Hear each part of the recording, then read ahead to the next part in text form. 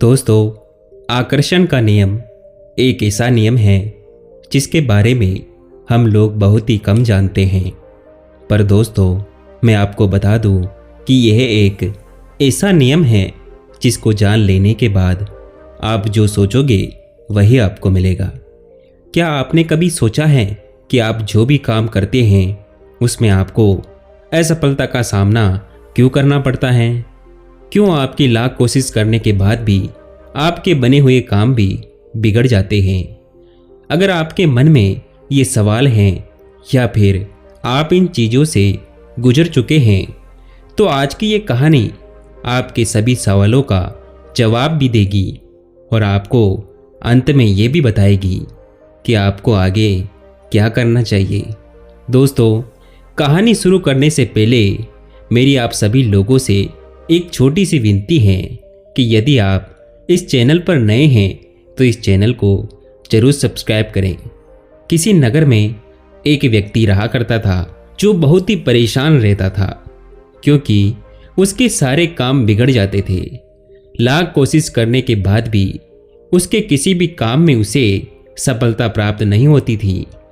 वह बहुत कोशिश करता लेकिन उसे हमेशा असफलता का मुंह ही देखना पड़ता, जिस वजह से वह इतना ज़्यादा परेशान रहने लगा कि उसके घर में भी अशांति फैल गई।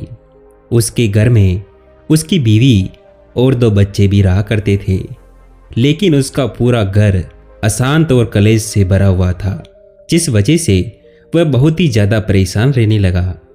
उसे किसी एक ऐसे मंत्र की जरूरत थी जिससे उसका घर और उसकी ज़िंदगी सफल हो सके।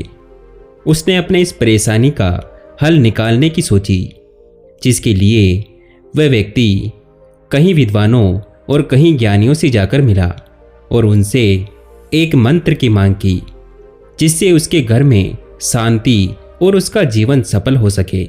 उन ज्ञानियों और विद्वानों ने उसे कई सारे मंत्र दिए, लेकिन वह मंत्र उसके काम में नहीं आए और आखिरकार एक बार फिर से वह काफ़ी निराश हो गया। घर पर बैठकर वह एकटक लालटेन को देख रहा था। तभी उसका एक दोस्त वहां पर आया और उस व्यक्ति ने अपनी व्यथा अपने दोस्त को सुनाई। उसके दोस्त ने तुरंत इसका जवाब दिया और कहा कि पास ही के जंगल में एक साधु बाबा रहते हैं जो तुम्हारी इस समस्या का समाधान अवश्य करेंगे।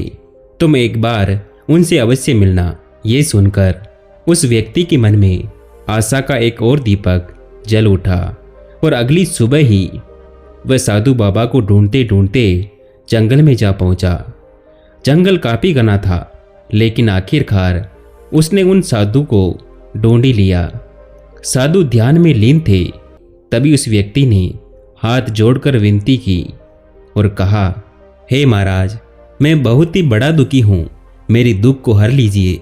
तभी उन साधु ने आंखें खोली और कहा कि इस दुनिया में तो हर कोई दुखी है। तुम जहाँ भी जाओगे वहाँ तुम्हें एक से बढ़कर एक दुखी देखने को मिल जाएंगे।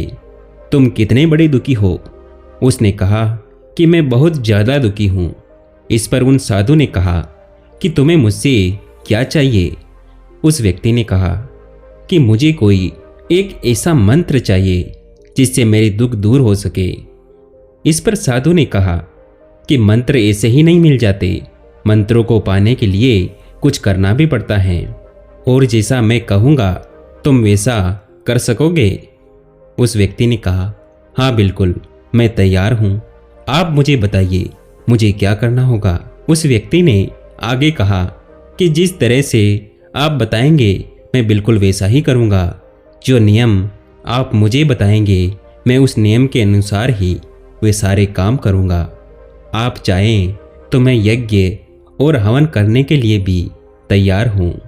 इस पर उन संत बाबा ने कहा, मंत्रों को पाने के लिए ये तो बहुत आसान काम है, इससे भी और कठिन कार्य करने होंगे। उस व्यक्ति ने कहा, बिल्कुल मैं तैयार हूँ। क्या मुझे कांटों की सैया पर चलना होगा?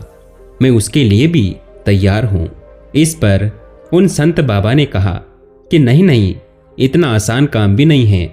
ये सुनकर उस व्यक्ति ने मन ही मन सोचा कि अगर ये सब आसान काम है तो ये संत मुझसे कौन सा काम करवाना चाहते हैं। सिर्फ ये सोचकर ही उसकी हालत खराब हो गई कि इनको तो सभी काम आसान ही लग रहे हैं। आखिरकार उस व्यक्ति ने संत से पूछा कि आखिर मुझे क्या करना होगा, आप ही मुझे बताइए। मैं वह सब कुछ करने के लिए तैयार हूँ, जो भी आप मुझे कहेंगे।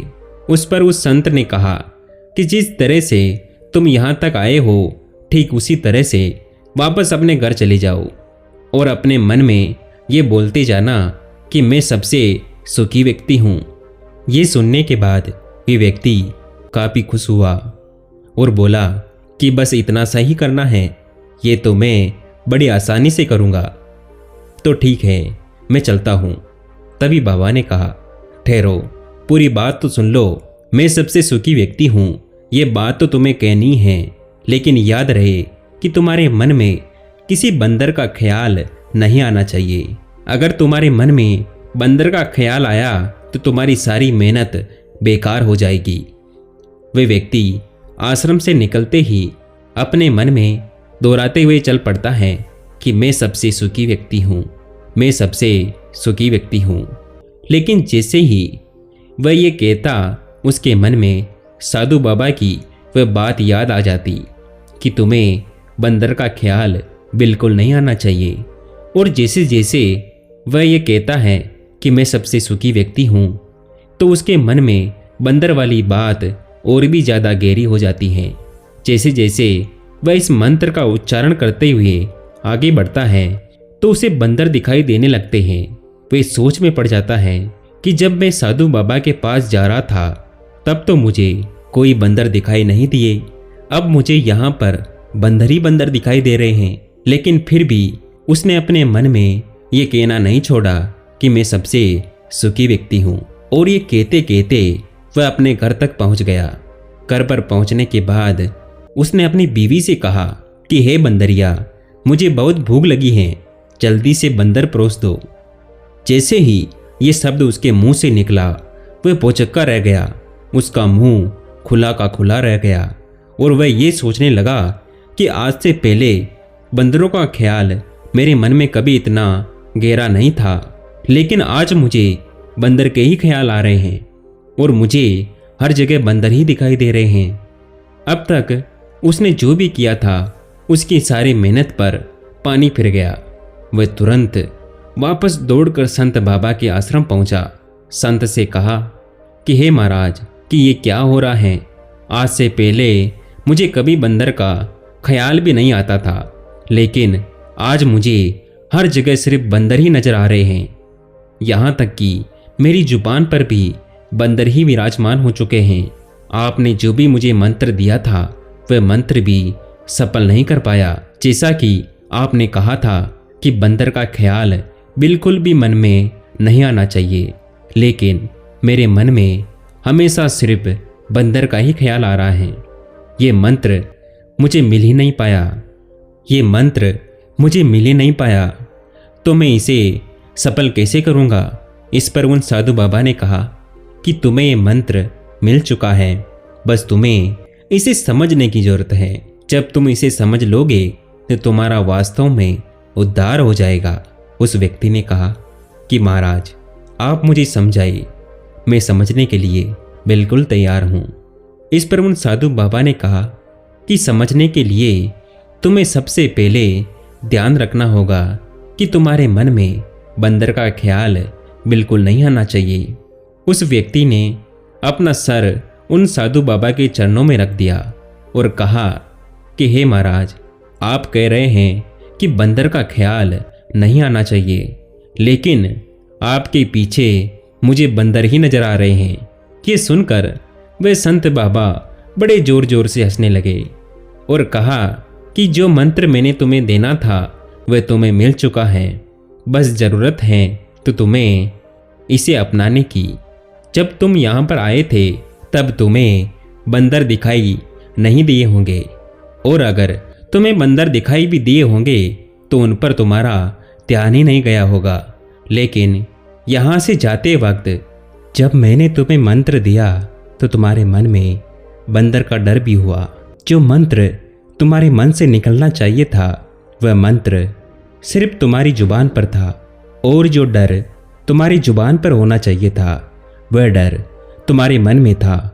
अर्थात जिस चीज से तुम्हें बचना चाहिए था, यानी कि उन बंदरों से, वह बंदर तुम्हारे मन में बैठ गए, और जिस चीज को तुम पाना चाहते थे वह चीज तुम्हारे सिर्फ जुबान पर थी। इसीलिए तुम्हें हर जगह सिर्फ बंदर ही दिखाई दे रहे थे। जैसे तुम्हारी पत्नी और उस भोजन में भी तुम्हें बंदर ही दिखाई दे रहे थे, और तो और तुमने यहाँ भी मुझे भी बंदर के रूप में ही देखा होगा। तो इस बात को समझो, अगर तुम्हारे मन की गहराइयों में यह है कि मैं दुखी हूँ, मेरे पास बहुत कम है, तो तुम्हारे पास चाहे कितना भी कुछ आ जाए वह तुम्हें कम ही लगेगा। लेकिन वहीं पर अगर तुम्हारे मन में यह है कि मैं बहुत सुखी हूँ और मेरे पास बहुत ज़्यादा है, तो तुम्हारे पास चाहे कितना भी कम हो लेकिन वह तुम्हें बहुत ज़्यादा ही लगेगा। और अगर उसके पास दुख भी आ गया तो उसमें भी वह अच्छी चीज़ें ही ढूंढ ही लेगा। लेकिन वहीं पर जो व्यक्ति दुखी है वह ये सोचता है अगर उसके पास 36 प्रकार के व्यंजन भी होंगे तो भी उसे बहुत कम ही लगने वाले हैं। और उसी के विपरीत जो व्यक्ति ये मानता है कि मैं बहुत सुखी हूँ, उसके पास अगर 2 सूखी रोटी भी होगी तो भी वह उसमें बहुत खुश रहेगा। इसीलिए तुम्हें अपने अंतर मन से सुख को अपनाना होगा। जब तुम सुख को अपना लोगे तो तुम्हें हर जगह सिर्फ सुख ही नजर आएगा। इसीलिए अपने अंतर मन की गहराइयों से इस सुख को अपनाओ और इस मंत्र को सिद्ध करो। आगे उन संत ने कहा कि मुझे लगता है कि अब तुम्हें समझ में आ चुका होगा कि तुम इस मंत्र को कैसे सिद्ध करोगे। उस व्यक्ति ने कहा, जी बाबा, मैं बिल्कुल समझ चुका हूँ। मैं किसी भी काम में सफल तो होना चाहता था, लेकिन मेरे मन में हमेशा यही डर होता था कि मैं असफल जरूर हो जाऊंगा, जिस वजह से मैं हमेशा ही असफल होता था। लेकिन कभी भी मैंने अपने अंतर्मन की गहराइयों से सफल होने की बात सोची ही नहीं।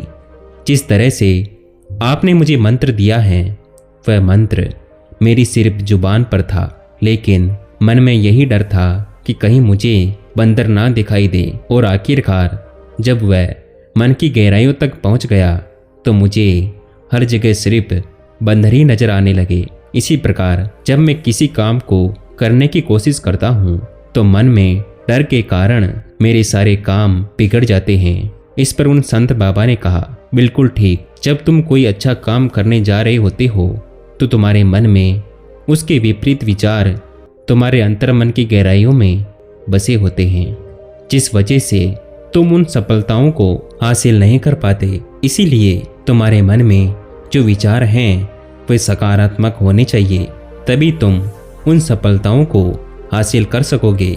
दोस्तों, इस पर महात्मा बुद्ध भी कहते हैं कि हमारे मन में दोनों ही विचार होते हैं, सकारात्मक और नकारात्मक, लेकिन हम नकारात्मक विचार की तरफ ज़्यादा आकर्षित होते हैं। और अगर सकारात्मक विचार जो कि हमें सफल करा सकते हैं, हमें उनकी तरफ आकर्षित होना चाहिए। जैसे ही वे विचार हमारे मन में आए तो उन्हें पकड़ने और उस पर कार्य करने में देरी नहीं करनी चाहिए। तो दोस्तों, अगर आप भी सफल होना चाहते हैं तो आपके मन में जो विचार हैं वह आपके अंतर्मन की गहराइयों से होने चाहिए और सकारात्मक होने चाहिए।